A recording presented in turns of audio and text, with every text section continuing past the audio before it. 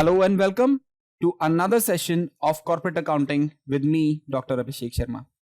So let's pick up our session for the day and see what we have in store for you. Then, what is materiality?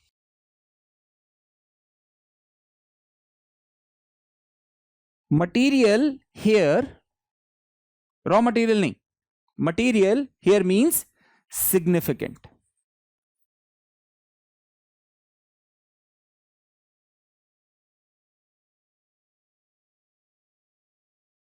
Material here means significant. Now, the principle says, or by principle or by practice, we say that everything matters. For a business, everything matters. ठीक है? Let's say अगर आपकी balance sheet एक 1000 करोड़ की है,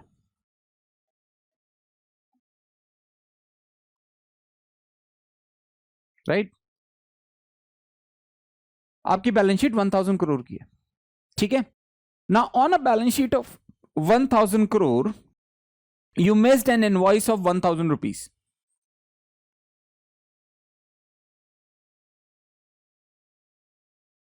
You missed booking an invoice. कोई एक छोटा वेंडर था, उसने आपको एक छोटी सी इनवॉइस सर्व की थी. The invoice was missed somewhere in the mail. ठीक है ना? मेल में मिस हो गई या कि उसने दी थी, उसको प्रोसेस नहीं कर पाए. Can be several reasons. होता है, छोटी मोटी चीज है. तो क्या इस 1000 की वजह से आपकी पूरी बैलेंस शीट या आपका पूरा अकाउंटिंग सिस्टम या उस पर सवाल उठाया जा सकता है? The answer is no. It's not material, it's not significant. To that matter, अगर आप 1000 करोड़ की बैलेंस शीट पर 1 लाख की भी इनवॉइस मिस कर देते हो ना, तो वो भी मटेरियल नहीं होगी. यू जस्ट कैलकुलेट कि 1000 करोड़, इसके आगे भी, इस 3 जीरो के आगे भी 7 जीरो और लगने हैं, which means 1 and 10 zeros and 1 and 5 zeros. Where would this one invoice of 1 lakh rupees stand? From a single vendor or from multiple vendors, right? अब परसेंटेज निकाल के देखो, right? 1 and 10 zeros, 1 and 5 zeros. आपको समझ में आएगा कि मैं क्या कहना चाह रहा हूं. It will be like 0.001% somewhere, right? So is it this something significant enough to adversely impact my financial statements? क्या इसकी वजह से मेरे सारे बुक्स ऑफ अकाउंट्स गलत हो गए हैं? The answer is no, right? But the concept of materiality is not only related or not only linked to the number. सिर्फ मनी से रिलेटेड नहीं है, इसके अलावा बहुत सारे फैक्टर्स और भी होते हैं. जैसे कि अगर आप, चलो ये तो एक वेंडर पेमेंट का एग्जांपल हो गया कि 1 लाख की वेंडर पेमेंट मिस कर दी, कोई नहीं, नेक्स्ट पीरियड में पे करी थी, नेक्स्ट पीरियड में बुक कर ली, fine, no worries, there will not be any impact. But imagine this 1 lakh was a tax payment, और this 1 lakh was a penalty, more severe. अब चाहे आपकी बैलेंस शीट 1000 करोड़ की है और ये 1 लाख उसके अंदर कहीं मैटर नहीं करता, लेकिन ये वो 1 लाख रुपए उस टैक्स की पेनल्टी की थी जो आपको पे करनी थी, आपने वो मिस कर दी. Is this significant? Yes. So materiality is a very subjective term. You not only need to consider the amount but its repercussions. So if the amount is low, there are no repercussions, there is no harm done. आपने जनवरी में उसको record नहीं कर पाए, आप फरवरी में record करके उसको पे कर लोगे, everything will be fine, goes back to normal. No one knows about this, no one will even know where this 1 lakh sits in this 1 crore. Okay, but if you miss a penalty of 1 lakh to a government regulator, which will probably bring you more penalties, जिसकी वजह से आपको और penalty पे करनी पड़ सकती है, इसके ऊपर पेनल्टी प्लस इंटरेस्ट पे करना पड़ सकता है, हाँ, वो आपके लिए सिग्निफिकेंट होगा, चाहे उसका अमाउंट कुछ भी हो. So it's a very subjective term, but in most cases आपको अमाउंट से ही उसे जज करना है, राइट? सो से for an example, I work for a bank. मेरे बैंक की जो पब्लिकली डिक्लेयर्ड बैलेंस शीट है वो 800 बिलियन के अराउंड है. So that's about GBP 800 billion, right? This is publicly available information. ठीक है, अगर आप जाओगे किसी भी बैंक की डिक्लेयर्ड इंफॉर्मेशन या रिजल्ट्स देखोगे तो आपको इंटरनेट पे मिल जाएगा कि आईसीआईसीआई बैंक की बैलेंस शीट कितनी बड़ी है जो उन्होंने डिक्लेयर की थी रिजल्ट्स में, या किसी भी फॉर दैट मैटर किसी भी बैंक की. So say for an example, NatWest Bank has a publicly declared balance sheet of 800 billion. ठीक है. जब हम अपनी रिपोर्टिंग करते हैं तो हम ऐसे 1 मिलियन 2 मिलियन की जो मूवमेंट्स होते हैं ना, हम उनको देखते भी नहीं है. For that matter anything below 500 million we are not bothered. क्यों? 500 मिलियन एक ऐसा मूवमेंट है कि हो सकता है आज कुछ लेट्स से कुछ सेटलमेंट के लिए गया था दूसरे बैंक के पास, जब वो कट ऑफ मिस हो गया, जैसे कि 5 बजे तक, शाम के 5 बजे तक हमको सेटलमेंट करना था और ये सेटलमेंट गया शाम के 5 बजे के बाद, तो ये आज नहीं, ये आज की डेट में नहीं, ये कल की डेट में हो जाएगा. Right? So for that time period वो एक किसी अकाउंट में आपको सेटलमेंट अकाउंट में बैठा हुआ मिलेगा. So if it is only 500 million on a balance sheet of 800 billion, I am least bothered. मुझे पता है नेक्स्ट डे वो क्लियर हो जाएगा, या हो सकता है छोटा मोटा अमाउंट है, अपने आप कहीं किसी एक जगह पे कोई प्रोसेस में कुछ ग्लिच रहा होगा या कोई प्रोसेस की कोई शॉर्टकमिंग रही होगी, वो अगले दिन ठीक हो जाएगी and I'll see this going away. Probably ये बैलेंस चला जाएगा, इसकी जगह कोई दूसरा बैलेंस आगे खड़ा हो जाएगा.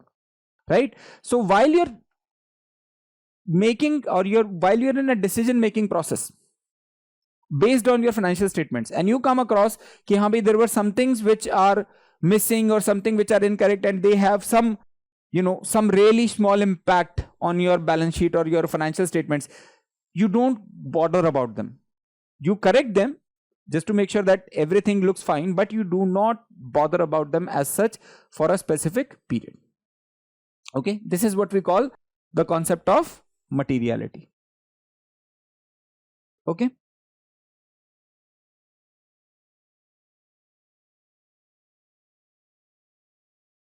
Next, conservatism. What is conservatism?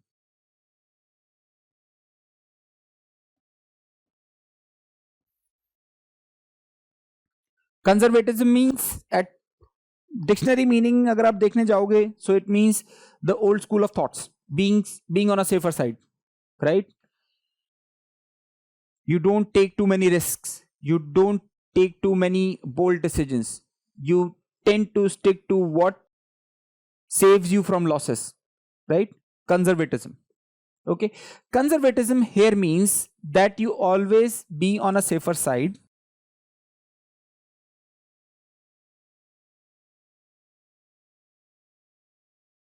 Okay.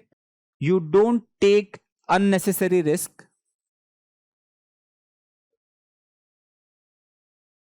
You don't take unnecessary risk. Or when you are drafting your financial statements or you're writing your books of accounts, you take utmost care. Utmost care का मतलब, let's say जो example अभी हमने इससे पहले accrual basis के लिए लिया था, राइट? हम उसी एग्जाम्पल पे एक बार वापस जाते हैं. मैंने आपको जब अक्रूवल बेसिस के बारे में बताया था, तब अक्रूवल बेसिस में मैंने आपको उसकी कनेक्टिविटी कंजर्वेटिज्म से बताई थी, राइट? सो व्हेन वी से कि एक्सपेंडिचर तो जैसे होते हैं उसी वक्त रिकॉर्ड कर लो, राइट? एक्सपेंडिचर तो जैसे ही हो रहे हैं उसी वक्त रिकॉर्ड कर लो, और रेवेन्यूज जब रिसीव होती हैं तब रिकॉर्ड करो, राइट? इसको लोगे अक्रूवल पे, ठीक है, और इसको लोगे कैश बेसिस पे. What is this? This is a conservative approach. Conservative approach का मतलब एक्सपेंसेस मिस नहीं होने चाहिए. जो भी एक्सपेंसेस आप कर रहे हो वो मिस नहीं होने चाहिए, राइट? कैश रेवेन्यू जब आएगा तब आ सकता है, राइट? अगर मैं सोच, let's say if I say okay I have 45 days of credit period, but जब मैं किसी को सेल करता हूं, when I buy I take a 45 days credit period, 45 दिन के अंदर पेमेंट करता हूं. लेकिन जब मैं किसी को सेल करता हूं, या तो मैं कोई क्रेडिट पीरियड नहीं देता, सब कुछ कैश पे बेचता हूं, या अगर क्रेडिट पीरियड देता भी हूं तो 30 days का देता हूं, राइट? सो मैंने क्या किया, जो 100 पीसेस मैंने सेल किए थे 25 रुपीज पे, उसका 2500 तो मैंने अभी बुक कर लिया, राइट? मैंने उसे क्रेडिट पे सेल किया था 30 डेज के, लेकिन इसकी जो कॉस्ट ऑफ गुड्स सोल्ड थी which was about 15 rupees, right? At the rate of 15 rupees into 100 which is 1500 rupees. क्योंकि मुझे 45 डेज में पे करनी थी, मैंने इसकी एक्सपेंसेस की एंट्री नहीं डाली, एक्सपेंसेस की एंट्री नहीं डाली, लेकिन अपने पास सेल्स की एंट्री डाल दी, राइट? जबकि उसके ऊपर अभी मेरे को उस पर मनी रिसीव नहीं हुआ है। हुआ क्या? The debtor on 30 days credit period defaulted, right? The debtor on 30 days credit period defaulted, उसने पेमेंट नहीं की, और एक्सपेंडिचर वाले को मुझे within next few days और sometimes I had to make a payment. Now always remember 45 days का credit period is the maximum time limit, you have to pay till then. जरूरी नहीं है कि 45वें दिन ही पे करोगे या 40-45 दिन के टाइम पीरियड में ही पे करोगे। It's the maximum available, it's something that a supplier may ask you with in that time period. So supplier ने आपसे एक हफ्ते में पैसा मांग लिया, ठीक है, सो यू पेड 2500, ओके, लेकिन यहां से पैसे आए नहीं। So what you originally projected in your accounts was कि मेरे पास सिर्फ 2500 का रेवेन्यू है, एक्सपेंडिचर कुछ भी नहीं है, right? So for a given period you identified a profit of 2500 rupees. Actually में हुआ क्या? आपको 1500 का कॉस्ट पे करना पड़ गया, कॉस्ट ऑफ गुड्स सोल्ड के लिए आपको 1500 पे करने पड़ गए, पर आपको रेवेन्यू में कुछ नहीं आया, which means you reflected a profit of 2500 for a period, but actually you had a loss of 1500 for the period,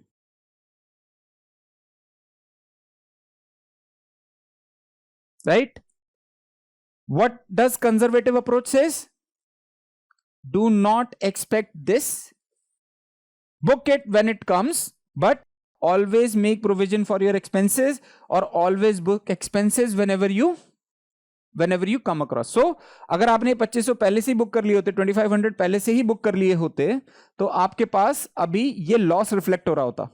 sorry, not 2500, if you have identified this 1500 first, right?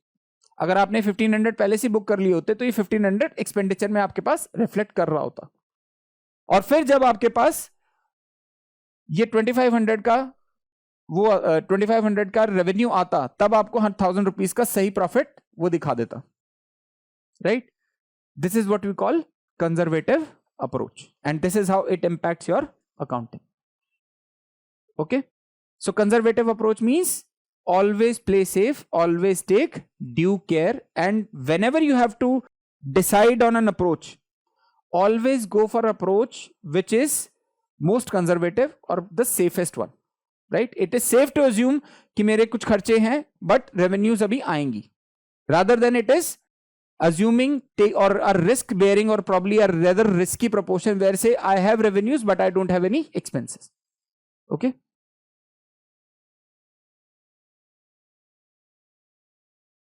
Then last one, which is historical cost concept. What is historical cost?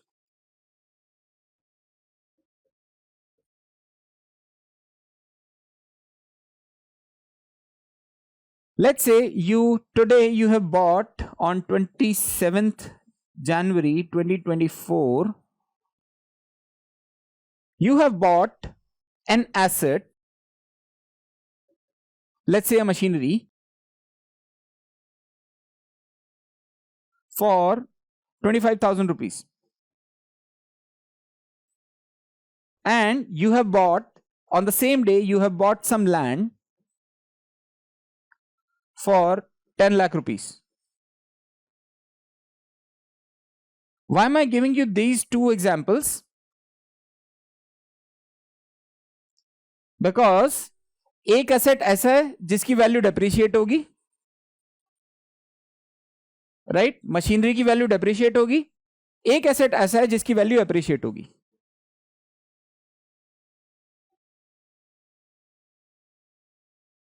Right? तो 27 मार्च यानी आज की date पर आपने दो assets खरीदे, एक है मशीनरी विच इज अबाउट 25,000, दूसरी है एक लैंड अबाउट 10 lakhs. मशीनरी की value over a period of time depreciate होगी due to wear and tear, land की वैल्यू अप्रिशिएट होगी because of the appreciation of land value, right? What is the value that we will, or what is the cost that we will consider in our books of accounts? The value which is consistently depreciating or appreciating every year, or the value which we paid? The answer is the value which is ascertained on a given date.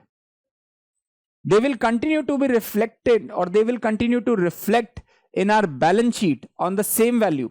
हम जब तक ये इसकी usable life है, जब तक इसकी एक लाइफ साइकिल पे during its usable life or during its life cycle, we'll keep it at 25,000, but we will create what is called provision for depreciation.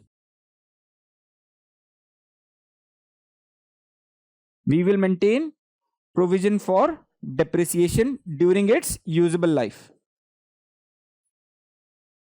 right? The day it is sold off or completely depreciated or loses its value or is salvaged is the day we will add this provision for depreciation to the asset value and see how much profit after selling do we make. Only at that time. Until that time, it will continue to be represented in our books at a historical cost. Similarly, the land. After 10 years, this land might be of 1 crore rupees. But for 10 years, it will continue to be reflected on our historical cost. The cost of acquisition, which is about 10 lakh rupees today. Until and unless we decide to sell this land. Right? Say for an example, 5 years later, I sell this land, I may move my operation somewhere else and I sell this land for 50 lakh rupees. I make a long-term capital gain of about 40 lakh rupees. I will recognize this profit once I sell. Until and unless that happens, my value of my land will continue to reflect at 10 lakh rupees, which is the historical cost. Right? Why do we do this? Just to maintain that consistency. We do not identify or recognize that inflow. हम वो profit, वो inflow तब तक recognize नहीं करेंगे जब तक वो actually में होता नहीं है. जब तक हम उसे सेल नहीं कर रहे, जब तक हम उससे सेल करके प्रॉफिट नहीं बना रहे, तब तक हम उसको उसी वैल्यू पे ट्रीट करेंगे जिस वैल्यू पे हमने उसे अक्वायर करा था, चाहे वो 10 साल पहले किया हो. Right? So with this we come down to an end of the session for now.